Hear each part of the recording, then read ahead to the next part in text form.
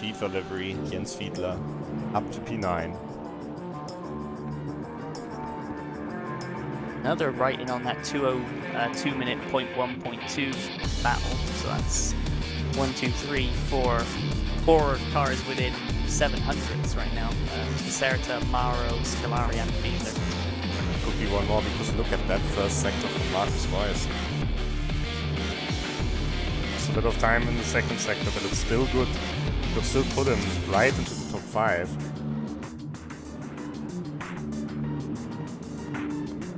Just got to get a good run through, and I think that was Ortner pulling up in front. No, it wasn't, it was Woodsy.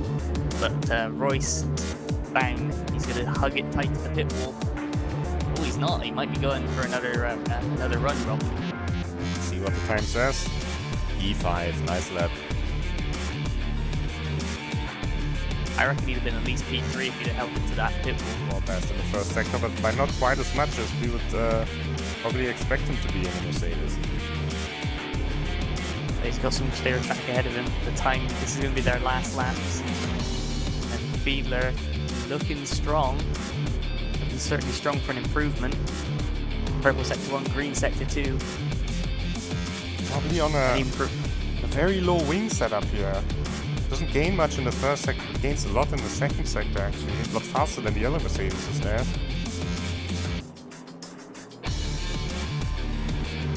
He's staying in the middle of the road. Across the line goes Fiedler. Now the team within 1.2.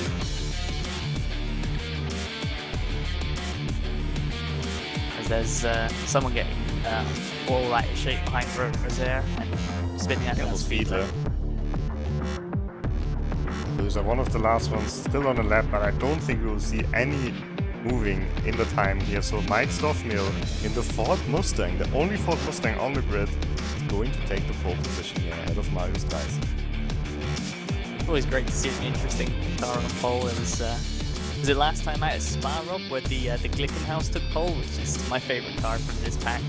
Always good to see there. So here we've got confirmation of the results.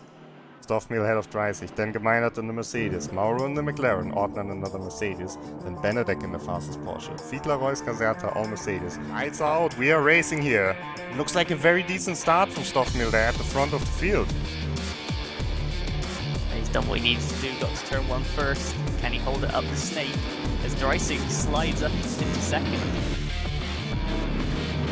Changing all the way through for the jump up. I think that's GTR Iceman we're looking at now. Plenty of time, that's Marcus Royce.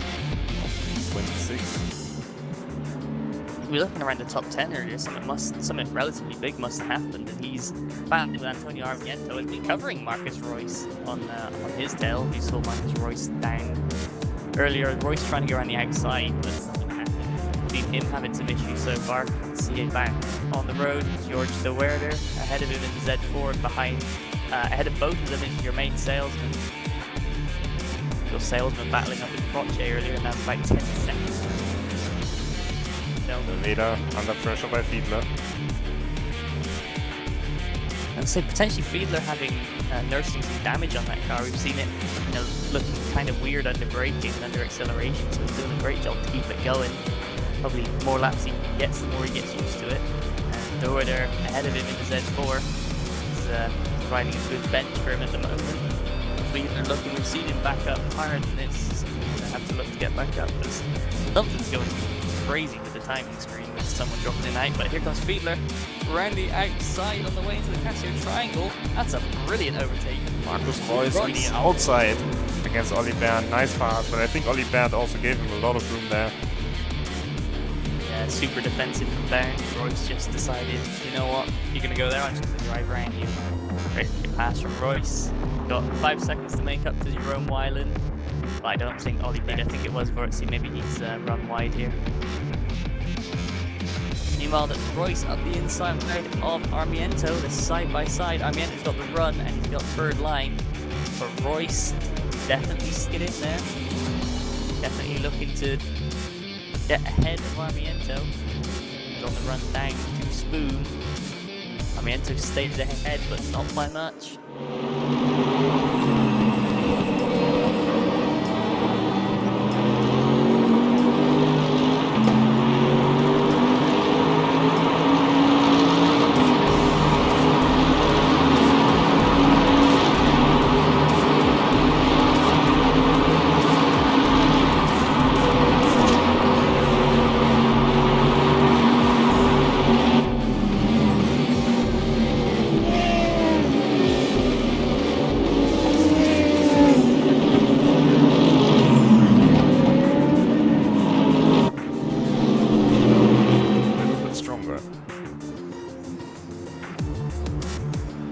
Fiedler closes right back in, but you know, if you're looking for a team, Attila Denair's going out a good application saying, hey, look what I can do. Well, look what I can do all by myself. What could I do with a team back in? But right now, Fiedler all over the back of him going up the snake. Denair not quite on it on the way out, but that could be due to the worst rubber. Fiedler's got the run. Don't need to try and Degner 1, but potentially break early. See if Denair runs wide, get under him for 2. Nope. Fiedler goes quick into Degner 2, but Denair's going to get the run through. So Denair maybe not really caring so much about getting every corner perfect, just as long as he can hold momentum. It seems to be working for him as Fiedler goes in deep there now. As Fiedler's got the run. Fiedler runs. Marcus Royce looking up the inside of Crotchet. He's going to do it. Crotchet, I think, anticipated him to overshoot, but Royce nailed it perfectly. Marcus Royce argues for momentum around the outside, doesn't try and sweep back in. And now up the snake, the Audi's going to be all sorts of all over the back of the Mercedes. So you can see the big dent, as Rob was alluding to earlier, that can't be doing the Audi any good. It's been on there for a long time now. As here they come, Violet gets the run out, but Royce covers. Into Degner 1. Royce goes hard in, keeps it on the exit. Same with Degner 2. Gap is up just a hair, 3/10. And here comes the Audi. No, I think he just made Royce think about it. He's Royce out from the apex. Gonna have to rely on the run out and gets it. But Wyland certainly not giving up this fight. We're down into the final quarter of an hour. Only 12 minutes for us to be anywhere near as fast as we thought earlier. So that could be that for P8. It's battle for P11 is what we're focusing on right now. Wyland gonna need to get the run out of some of these corners. Royce nailing the line pretty much perfect. Not giving Wyland a chance to get the run on him. Wyland's gonna close right up under braking yet again. On the way out of the corner, Royce gonna stretch the legs of the Mercedes. Wyland's gonna need to rely quite heavily on the slipstream, I think. Try and surprise Royce with a move in a heavy braking zone. Look how much he closes. He's right on the rear end of him already. If he can get the run through the second part of smooth. And look at that, Royce slightly washing wide, but Violent gets a snap of oversteer, has to correct. He's going to lose the advantage he would have got by Royce running slightly wide. Here they go, running down to 130R again. Nothing doing between these two. Royce stays ahead. Violence close enough that even mistake. Like he goes in deep. Here comes Violence, he's gonna try and switch back underneath him. He goes into the slipstream. Now here we go, whichever side Royce goes. You know, the outside line of turn 1 is a good opportunity, the inside's a good opportunity, so damned if you do, damned if you don't. But Violence just gonna stay in the slipstream. Royce goes deep. Ooh, Royce goes very deep. Gonna make it count. He gets it back to the second apex and gets the run out. Good drive. Great. Just watching the remaining battle here between Stempursky and Royce. Stempursky has gone way off the circuit. Just rejoins ahead of Royce, but he's off the circuit again. Ooh! That's a hard one.